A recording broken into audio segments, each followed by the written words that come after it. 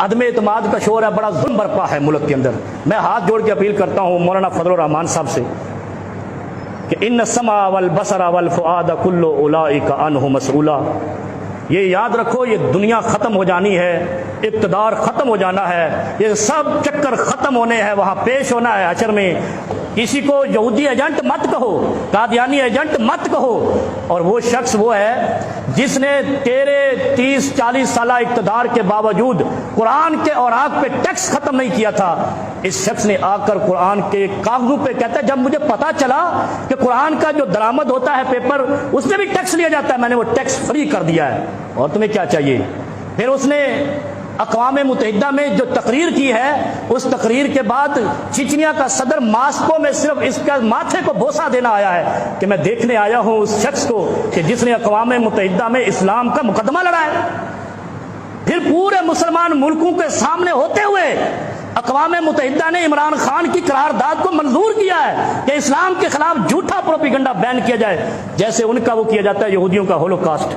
کتنی بڑی بات کر دی ہے، اسلام کا مقدمہ اور کیسے لڑنا ہے۔ پھر تم عدم اعتماد کہتے ہو، اس کے جلسے بتا رہے ہیں قوم کو اعتماد ہے، تم کیوں اس کو ہٹانا چاہ رہے ہو؟ میں علماء سے عرض کرتا ہوں کہ اللہ کے لیے اللہ سے ڈر جاؤ، کسی کی ذات کے لیے دین کو استعمال نہیں کرو۔ اگر کسی سے مولانا فضل الرحمان کا بغض ہے، اس کا ذاتی ہے، دین اس میں استعمال نہیں کرو۔ اگر وہ دین کے خلاف کہیں جائے تو سب سے پہلے ہم کھڑے ہوں گے انشاءاللہ۔ اور پھر میں آپ کو بتاؤں، ایک اور بیماری چل رہی ہے، اس نے اس کو خرید لیا، اس نے اس کو خرید لیا۔ وہ ایک ممبر ہوتا تھا قومی اسمبلی کا، اس نے کہا یہ مقدس ایوان ہے، دھرنے والوں نے اس پہ حملہ کر دیا ہے، یہ مقدس ہے، اور تیری تقدیس وہاں پہ لٹ گئی۔ جب کسی کا 18 کروڑ لیٹ لگ گیا، کسی کا 15 کروڑ، اس کا مطلب ہے یہ قومی اسمبلی نہیں ہے، یہ مویشی منڈی ہے۔ جو تم سے ہوتا ہے کر لو، لیکن قومی اسمبلی ہے تو قوم کے غیرت مند لیڈر ہونے چاہیے۔ ٹکے ٹکے پہ بکنے والے بکری، کھوتی اور جناب بھینس اور گائے ہوتی ہے، اس لیے میں اس کو مویشی منڈی آج سے کہتا ہوں۔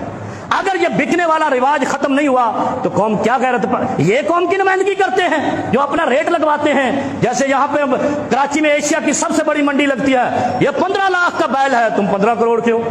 فرق کیا ہے تمہارے اندر اور گائے اور بیل کے اندر؟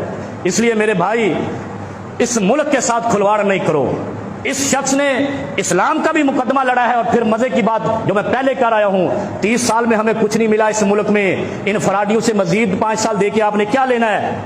جو 30 سال میں آپ کو ایک کارخانہ نہیں دے سکے، پانی بجلی گھر نہیں دے سکے، ہم آج بھی چائنا سے منگوا رہے ہیں، کھلونے بھی چائنا سے منگوا رہے ہیں۔ اس لیے اللہ سے ڈرو، اس ملک پہ رحم کرو، اس وطن، اس قوم اور مسلمانوں پہ رحم کرو۔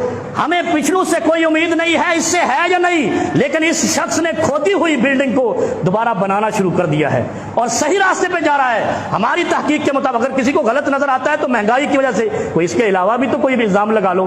مہنگائی کہتے ہیں 70 سال میں جتنی مہنگائی تھی 3 سال میں اتنی ہو گئی، تو پاکستان تو آدھا مر جانا چاہیے تھا۔ پھر اگر اتنی زیادہ مہنگائی ہے، یہاں تو نہ خودکشی کر رہا ہے کوئی، نہ بھوک سے مر رہا ہے، اس کا مطلب مہنگائی ایک ڈنڈورا ہے۔ اصل میں وہ کہہ رہا ہے چوری پکڑی گئی، اور جب پکڑی جاتی ہے تو بہانے تراشتے ہیں۔ اب بہانے تراشے جا رہے ہیں کہ کسی طریقے سے اس کو اتارو، یہ ہمیں لے گیا۔ جیسے جیکب آباد میں گھوٹکی کے علاقے میں ڈاکوؤں نے پولیس کے خلاف مظاہرہ کیا تھا کہ ایس پی سخت آیا، میں ڈکیتیاں نہیں کرنے دیتا۔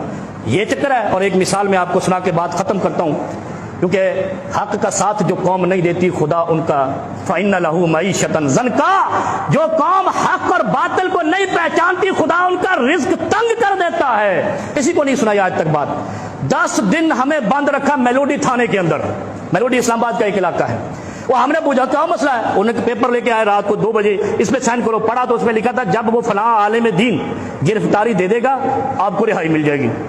10 دن ہم بند رہے، بالآخر اس نے گرفتاری دی، ہم رہا ہو گئے۔ ہم نہ ضمانتی، نہ اس کی پارٹی کے، نہ ہم اس جلسے کے شریک۔ شہباز شریف اس وقت وزیر اعلیٰ تھا، اور یہ شخص اس شخص کا ضمانتی ہے جو ملک سے فرار ہو کے واپس نہیں آ رہا، جس کو 7 دورے پڑ رہے تھے۔ عمران خان صاحب، اگر اس خاندان کے 10 افراد کو آپ بند کر دیں، وہ بھاگتا ہوا شام کو ادھر آئے گا اس شرط پہ کہ جب یہ چھوٹیں گے تب جب وہ آئے گا تو ملک سب سدھر جائے گا۔ آپ ڈھیل دیتے ہو جس پہ عذاب کھڑا ہو جاتا ہے۔ اللہ رب العالمین ہمیں حق سمجھنے اور حق کا ساتھ دے۔ ہمیں جمہوریت سے کوئی غرض نہیں، آمریت سے کوئی غرض نہیں، اس قوم کو اپنی خوشحالی سے غرض ہے، اس قوم کو رزق سے غرض ہے۔ اور اگر ایسا نہیں ہے تو اللہ کی پکڑ ان قوموں پر آتی ہے جو بغاوت کرتے ہیں، سرکشی کرتے ہیں، حق کو نہیں پہچانتے۔